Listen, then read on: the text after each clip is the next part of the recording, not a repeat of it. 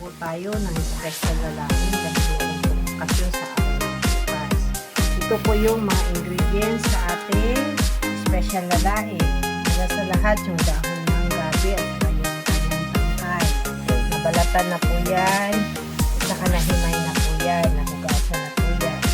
Kasunod nating ingredients ay yung sibuyas, luya, siling green, saka siling labuyo.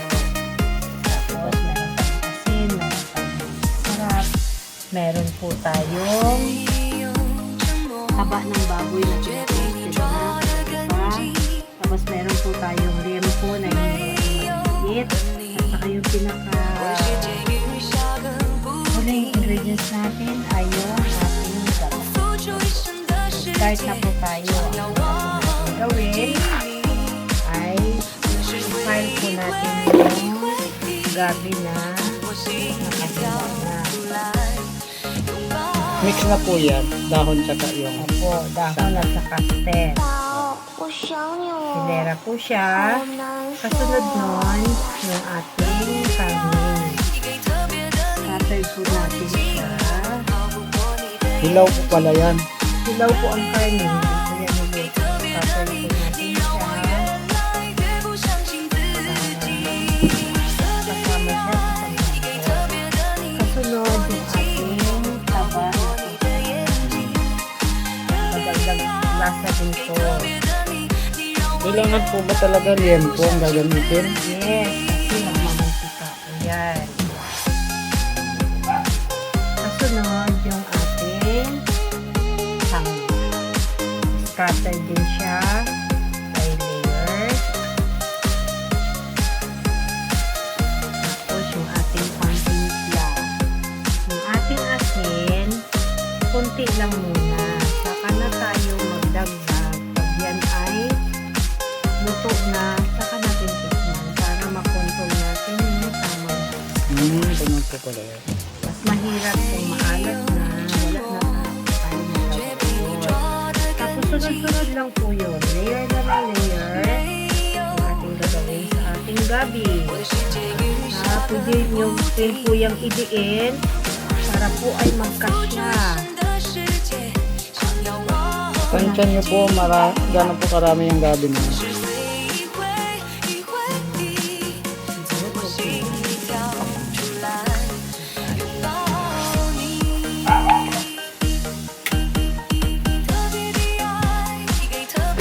Sigurado po, masarap po yung ginagawa niyo.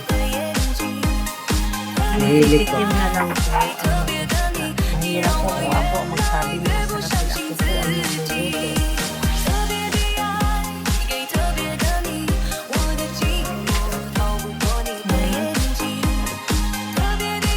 Pag ito'y matikman na nila, sila po yung mag-comment.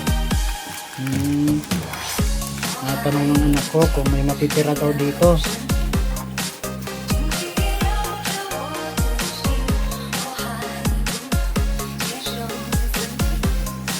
Ito, mga loads. Dagang kaalaman din po ito. Isi-share po namin sa inyo. Yung iba po kasi laing, napansin niyo po, tuyo yung dahon. Kami po, hindi po kami gumagawa ng laman. Kinain mo po kasi yung tuyo, magaspang sa bibig. Like noong sariwa siya, na masarap sa bibig kasi malambot siya. Pero hindi po kami naglalagay ng gabi, yung pinakang laman po niya. Kasi lumalapot, kakaroon siya ng reaction. Tulos dahon lang po at saka yung sanga niya kasama. Pero ito pong sanga na to, ito po, binalatan po nila ito. Binalatan po nila to. Ito po yung sanga na pagkuha mo sa garden, ay puputulin mo kagad, hindi po, yan po ay babalatan. At saka po itong dahon lang po talaga, inaalis po yung mga branches niya. Ito po, mga dahon lang talaga. Hindi po sinasama yon kasi makati po yun. Ayan po, scattered lang, layer po yung ginagawa ng aking may bahay, ng kajina. Ayan po.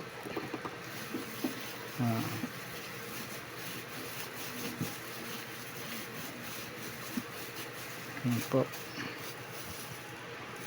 Pag naluto po naman yan, mapapansin mo halos kalahati na lang yan sa kaserola.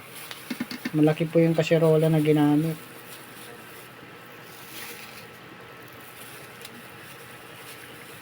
May mga taba pa ng baboy.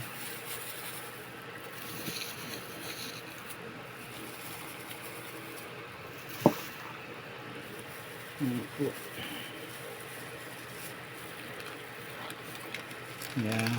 Magic sarap din nilalagyan.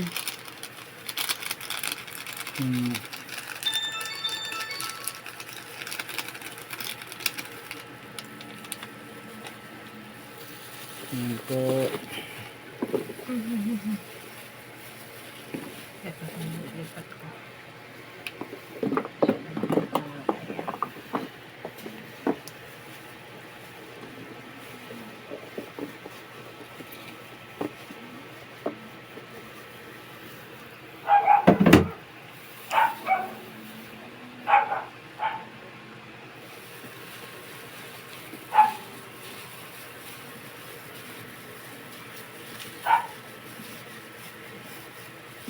Special na laing.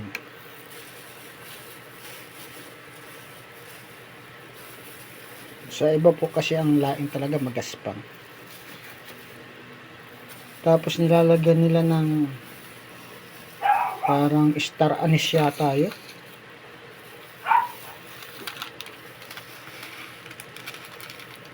Tapos nilalagyan ng suka. Nung ibang mga pagkain iba ang gumagawa, hindi ko po type. Kung ako ang kakain, hindi ko po type. Na tikman ko na po yung ganun. Pangit ang lasa. Tsaka matagal po ang pagluluto nito. Ito ay gaano po katagal kaji na niluluto po pala itong laing mo? 3 hours po yan. Kasi pag kumulo na po Sa medium yan, heat po ay 3 hours niluluto po ito. Hinaan na po ng apoy para yung mantik, yung gata, umilitaw yung yung magmamantika siya. Apo. O, isipin niyo po kung gaano katagal luluto itong laing. 3 hours. Sa una, malakas muna ang apoy. So, ito hanggang bukas pa po after ito. ng 15 minutes po siguro yon magmi-medium heat na po siya.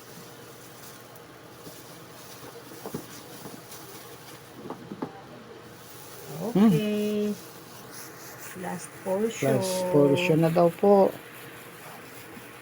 Last portion na, ubos na po yung laing. Last portion na sa ating gabi.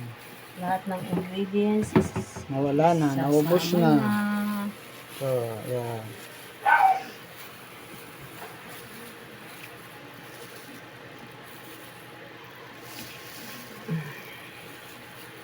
Pwede po kayong mag-message sa amin kung gusto nyo pong mag-order.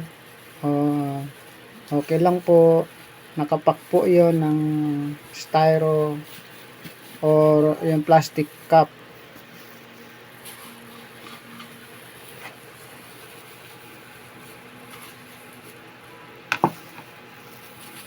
Ayan po. Saka na ito dagdagan ng asin.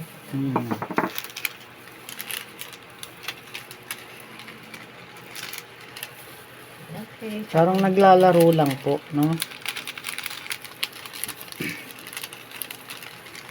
Okay. Ang ating unang ilagay na gata ay yung pangalawang Piga. piga. Yung pangalawang piga.